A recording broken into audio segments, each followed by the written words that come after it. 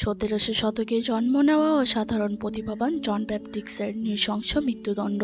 Court থেকে বলা হচ্ছে যে তাকে লোহা দ্বারা আঘাত করা হবে, তার হাত পা কোমর ভাঙা হবে মৃত্যু না হওয়া অবধি। সাধারণ মানুষের চোখেও এই নিরীহ ব্যক্তির প্রতি ক্ষোভ পরিলক্ষিত হয়। অস্কারপ্রাপ্ত ইন্টারেস্টিং মুভিটির মজা নিতে সাথেই থাকুন। এরপর দেখানো হয় প্যারিসের ভীষণ নোংরা একটি মাছের বাজার, যেখানে একটি মাছ বিক্রেতা মহিলা সেই বাজারেই তার পঞ্চম বাচ্চার জন্ম দেয়। তিনি বাচ্চাটিকে ওভাবেই ফেলে রাখলেন, আর এটিই হলো প্রবল ঘ্রাণ শক্তির অধিকারী জন ব্যাপটিস্ট। তার মা তাকে পালন করতে পারবে না, সেজন্য আবর্জনায় ফেলে রাখলো এবং দেখা গেল নবজাতক জনের ঘ্রাণ শক্তি। জনকে ডাস্টবিনে একজন লোক দেখে ফেলে, এজন্য তার মাকে কোর্ট থেকে ফাঁসিতে ঝোলানো হয়। এরপর জনের দায়িত্ব নেন ম্যাডাম গায়া। দেখা যায় জনের অদ্ভুত ক্ষমতা আর ঘ্রাণ শক্তির ফলে কৈশোরে পা দিলে ম্যাডাম গায়া তাকে বিক্রি করে দেয় দাস হিসেবে, এবং ম্যাডাম গায়া চলে যাওয়ার সময় দুজন ছিনতাইকারী এসে তাকে মেরে তার বিকৃত অর্থ নিয়ে পালায়। এরপর কাজ করতে থাকা অবস্থায় জনকে ডাক দিলে সে তার মালিকের সাথে প্যারিস শহরে যায় চামড়া বিক্রির কাজে। সেখানে জন ব্যাপটিস্টের নাকে নতুন নতুন গন্ধ আসতে থাকে। এমন সময় গন্ধ নিতে নিতে সে এক সুন্দরী নারীর দিকে এগিয়ে যায় এবং সেই নারীর শরীরের গন্ধ নিতে থাকে। নারীটি ভয় পেয়ে চলে গেলে জন তার গন্ধের শক্তিতে সেই নারীর কাছে পৌঁছে যায় এবং নারীটি ভয় পেয়ে চিৎকার দিলে জন তার মুখ বন্ধ করতে হাত দিয়ে মুখটি চেপে ধরে। আর কিছুক্ষণ পর দেখা যায় মেয়েটি মারা গেছে। মারা যাওয়াতে সাইকো জনের চেহারার কোনো পরিবর্তন আসে না। তার চিন্তা ছিল মারা যাওয়াতে মেয়েটির শরীর থেকে ঘ্রাণ চলে যাওয়াতে। সে রাতে আর ঘুমায় না। জন ভাবতে থাকে কিভাবে এই ঘ্রাণ সংরক্ষণ করতে পারবে। ওই সময়ে এক সময়কার জনপ্রিয় পারফিউম প্রস্তুতকারক ছিল বালদিনি। নতুন নতুন পারফিউমের ভিড়ে তার পুরাতন পারফিউম হারিয়ে যেতে এসেছে। সে নিত্য নতুন ফর্মুলা জানার চেষ্টা করছিল। সে ওই সময়কার সবথেকে জনপ্রিয় পারফিউম অ্যামোর অ্যান্ড সাইকের ফর্মুলা বের করার চেষ্টা করে যাচ্ছিল। ওই দিন জন ব্যাপটিস্ট চামড়া বিলি করতে আসে এবং জন বালদিনির বস্ত্রে লেগে থাকা অ্যামোর অ্যান্ড সাইকের ঘ্রাণ পেয়ে বলে এর থেকে ভালো পারফিউম সে বানিয়ে দিতে পারবে। জন বলে তার নাক প্যারিসের শ্রেষ্ঠ নাক। বালদিনি প্রথমে জনকে তুচ্ছ করলেও পরে একটি সুযোগ দেয়। তারপর জন বালদিনিকে অ্যামোর অ্যান্ড সাইকের থেকেও ভালো পারফিউম বানিয়ে দেয়। জন চলে যাওয়ার পর বালদিনি পারফিউমটির ঘ্রাণ নিলে জীবনে স্বর্গ অনুভব করতে পায়। জন তাকে বলে যে যদি তাকে কাজে নেয় তাহলে সে তাকে এর থেকেও ভালো পারফিউম বানিয়ে দিতে পারবে। তাকে শুধু পারফিউম সংরক্ষণ করা শিখিয়ে দিতে হবে।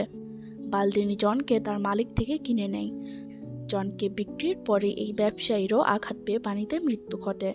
জন ব্যাপটিস্ট বালদিনিকে নতুন নতুন ফর্মুলা দিয়ে অসামান্য কিছু পারফিউম বানিয়ে দেয়।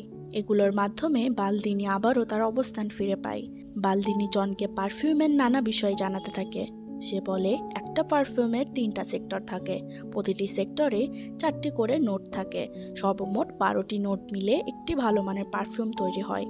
কথিত আছে এই 12টি নোটের বাইরেও আরও একটি নোট রয়েছে। সেটি যদি ব্যবহার করা হয় তাহলে তা দিয়ে সর্বোচ্চ পারফিউমটি বানানো সম্ভব হবে, যা দিয়ে মানুষকে বশীভূত করা সম্ভব হবে।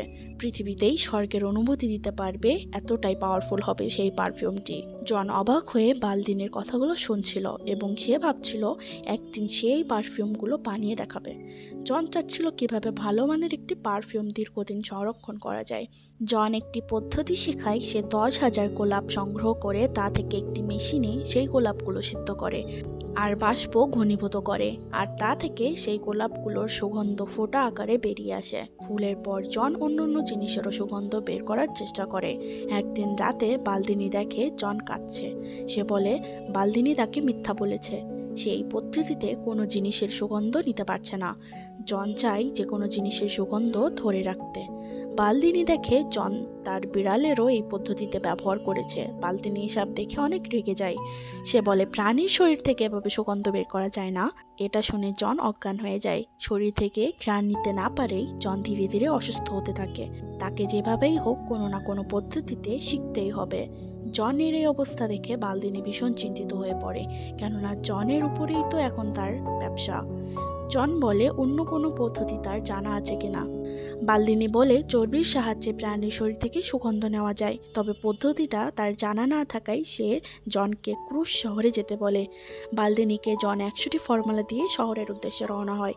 জনের দেওয়া 100টি ফর্মুলা পেয়ে বালতিনি মনে মনে ভীষণ খুশি হয় এবং জনকে একটি সুপারিশপত্র লিখে দেয় যাতে জন কাজ পায় আর পদ্ধতি শিখতে পারে।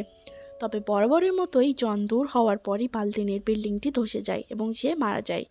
এখানে একটা ব্যাপার খেয়াল করেছেন আপনারা, জন সেই ছোটবেলা থেকেই যার কাছ থেকে যেভাবেই দূর হয়েছে ঠিক সেই সকল মানুষের মৃত্যু ঘটেছে। এটা একটা অভিশাপের মতো। এরপর জন যেতে থাকে সেই শহরের উদ্দেশ্যে এবং পাহাড়ের এক গুহায় কিছুদিন যাবৎ অবস্থান নেয়। একদিন সে স্বপ্নে দেখে সেই ফল বিক্রেতা মেয়েটি তার কাছাকাছি রয়েছে, কিন্তু মেয়েটিকে সে অনুভব করতে পারছে না। এই দেখে জনের ঘুম ভেঙে যায় এবং সে লক্ষ্য করে যার নাক এত তীক্ষ্ণ তার নিজের শরীরে কোনো প্রকার গন্ধ নেই। সে হতাশ হয়, সে এইভাবে যে তার কোনো মূল্য নেই এবং ভেবেই নেয় সে এমন কিছু করবে যাতে সে নিজেকে অনেক সম্মানিত মনে করে, মানুষ তাকে মনে রাখে।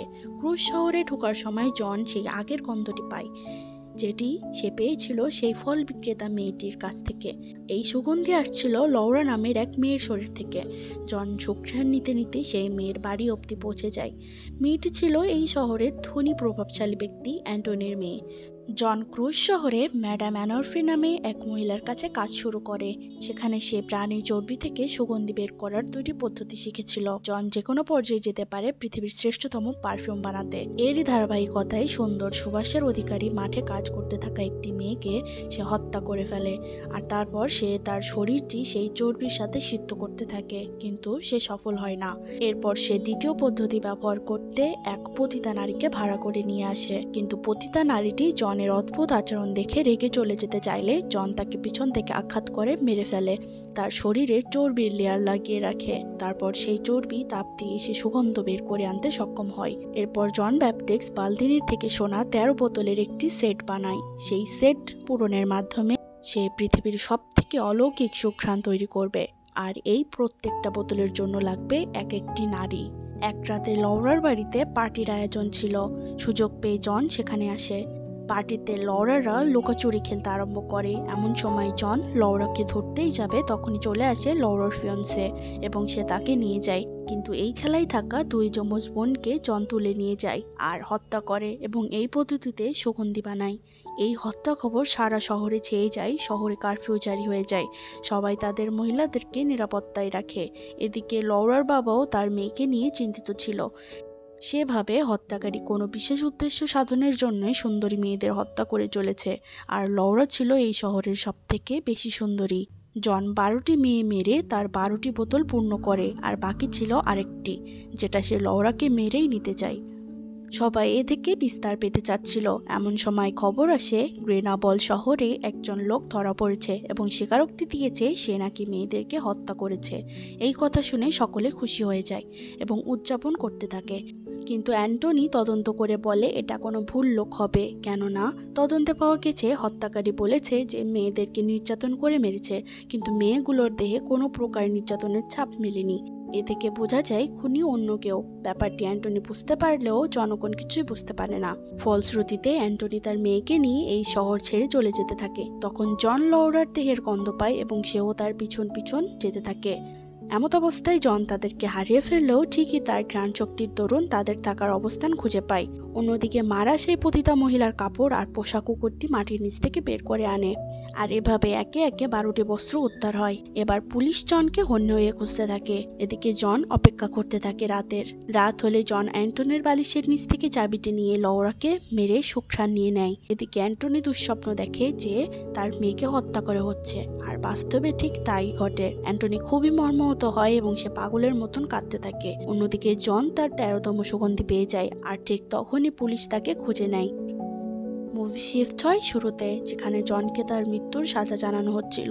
প্রচুর মানুষ আসে এই হত্যাকাণ্ড দেখতে। যখন রক্ষীরা জনকে নিয়ে আসে তখন সেই সুযোগ বুঝে পারফিউম খুলে দেয়। এই পারফিউমের গন্ধ পেয়ে ওখানে থাকা রক্ষীরা মুগ্ধ হয়ে অচেতন হয়ে পড়ে। তখন জন রাজকুমারের মতো পোশাক পরে ফাঁসির মঞ্চে এসে পৌঁছায়। জল্লাদ তার গায়ে লেগে থাকা পারফিউমের গন্ধ পেয়ে নিজের প্রতি কন্ট্রোল হারিয়ে তার নির্দোষ অ্যাঞ্জেল বলতে থাকে। তারপর জন তার হাত থেকে পারফিউম রুমালে মেখে তার আগত জনগণের মাঝে ছড়িয়ে দেয়। পরক্ষণেই দেখা যায় আগত প্রত্যেকটা মানুষ তাদের হিতাহিত জ্ঞান হারিয়ে ভেদাভেদ ভুলে একে অপরের দিকে ভালোবাসার দৃষ্টিতে তাকায়। এমনকি শারীরিক মিলনে লিপ্ত হয় একে অপরের সাথে। লরার বাবাও নিজেকে জনের কাছে ছুপে দেয় আর তার কাছে ক্ষমা চায়। জন এবার সত্যিকারের ভালোবাসার অনুভূতি পায়। সে চোখ বন্ধ করে সেই ফল বিক্রেতা মেয়েটিকে কল্পনা করে যাকে সে ভালোবাসতে পারত আর ভালোবাসাও পেতে পারত। শুধু সুগন্ধের সন্ধানে সে এতজনকে হত্যা করলো। এই ভেবে সে ভীষণ কষ্টও পায়। তার দু চোখ বয়ে পানি বইতে থাকে। জন এমন ক্ষমতা পেয়ে গিয়েছিল যা তাকে সেই সময়ের সবকিছু এনে দিতে পারত, কিন্তু এই পারফিউমের মোহ কেটে গেলেই তো কেউ তাকে আর ভালোবাসবে না। এই কৃত্রিম ভালোবাসা সে চায় না। সে নিজেকে তুচ্ছ ভাবতে থাকে। সে যে লক্ষ্য পূরণ করতে চেয়েছে তা হয়তো পেরেছে, কিন্তু জীবনের আসল লক্ষ্যই হারিয়ে ফেলেছে। সে হাঁটতে হাঁটতে ওই নোংরা মাছের বাজারে এসে পৌঁছায় যেখানে তার জন্ম হয়েছিল। ওখানে সে তার মাথায় ওই পারফিউম সম্পূর্ণ ঢেলে দেয়। ওখানে থাকা সবাই সেই ঘ্রাণে বিমোহিত হয়ে পাগলের মতো সবাই তার দিকে ঝাঁপিয়ে পড়ে আর তার শরীরের ঘ্রাণ নিতে থাকে। পুরো শরীর ছিন্ন ভিন্ন করে ফেলে। পরের সকালে ওই স্থানে জনের বস্ত্র ছাড়া কিছুই পাওয়া যায় না। আর এভাবেই এই অময়িক ঘ্রাণ শক্তির অধিকারী ব্যক্তিটির মৃত্যু ঘটে। ওয়েল এভরিওয়ান, আশা করি আপনাদের গল্পটি ভালো লেগেছে, এবং গল্পটি যদি আপনাদের ভালো লেগে থাকে তাহলে অবশ্যই লাইক অ্যান্ড কমেন্ট করতে ভুলবেন না। আজকের জন্য এই পর্যন্তই। আল্লাহ হাফিজ, টাটা।